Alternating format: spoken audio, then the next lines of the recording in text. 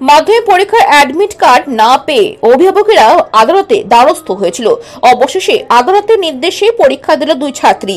মধ্যশিক্ষা পর্ষদের বিরুদ্ধে একরাশ ক্ষোভ উগরে দিলেন স্কুলের প্রধান শিক্ষিকা। নিউ বনগাঁ গার্লস হাই স্কুলের ঘটনা। ওই দুই ছাত্রীর নাম স্নেহা দে ও সোনালী দাস। সোমবার বনগাঁ কুমুদিনী উচ্চ বিদ্যালয়ে পরীক্ষা দিয়ে খুশি মনে বাড়ি ফিরে দুই ছাত্রী।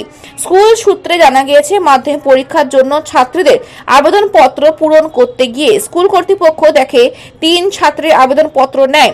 এরপর স্কুলের পক্ষ থেকে 2 মাস ধরে শিক্ষা দপ্তর মধ্যশিক্ষা পর্ষদে ঘোরাফেরি করে। যখন জানতে পারলাম যে কেন পরীক্ষা দিতে পারছে না, তখন জানলাম 3 জন মেয়ের রেজিস্ট্রেশন হয়নি। সেই দিন থেকে 2 মাস ধরে আমরা বোর্ডের সমস্ত রকম কাগজপত্র নিয়ে যাতায়াত করি। সেই ক্ষেত্রে আমাদের খুবই সহযোগিতা করেছিলেন আমাদের বনগাঁ পৌরসভার পৌরপিতা মাননীয় গোপাল শেঠ মহাশয়। তিনি সমস্ত পেপার আমাদের কাছ থেকে নিয়ে সেগুলো শিক্ষা দপ্তরে পাঠিয়েছেন, শিক্ষামন্ত্রীর দপ্তরে পাঠিয়েছিলেন। শিক্ষামন্ত্রীর তরফ থেকেও বহু রকম প্রচেষ্টা চালানো হয়েছিল। তাদের নির্দেশ মতো আমরা সন্ধ্যেবেলা পর্যন্ত অফিসে উপস্থিত হয়েছি আমাদের পেপার নিয়ে। কিন্তু এমন একটা ব্যবহার আমরা শুধু না, বিভিন্ন স্কুলের প্রধান শিক্ষক বা সহশিক্ষক শিক্ষিকারা বা করণিকরা পাচ্ছেন, সে ঘাড় ধাক্কা দিয়ে বের করার মতো অবস্থা। আমার সহকর্মীকে সমস্ত পেপার মুখে ছুঁড়ে মারা হয়েছে।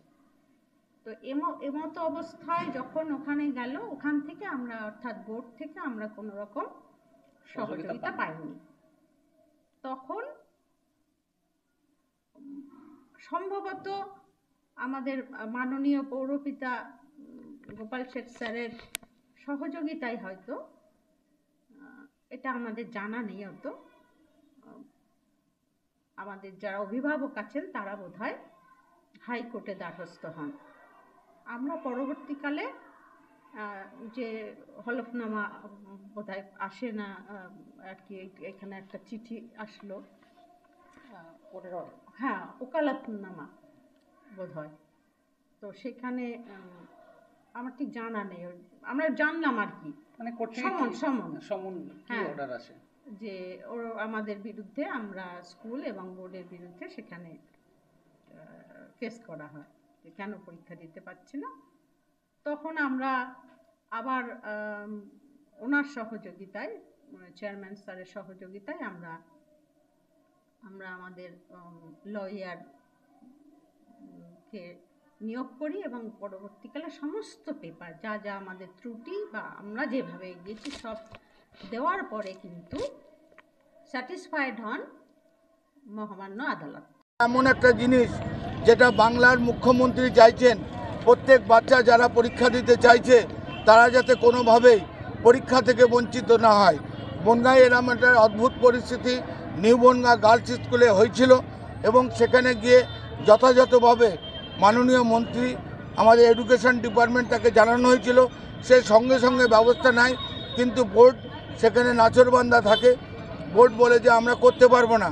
তখন আমরা সেই গার্জিয়ান এবং স্কুলের হেডমিস্ট্রেস এবং তাদের দিদিমণিদের সঙ্গে আলোচনার ভিত্তিতে আমরা হাইকোর্টে পাঠিয়ে তাদেরকে পরীক্ষা দেওয়ার জন্য অর্ডার বের করে তারা আজকে পরীক্ষা দিচ্ছে।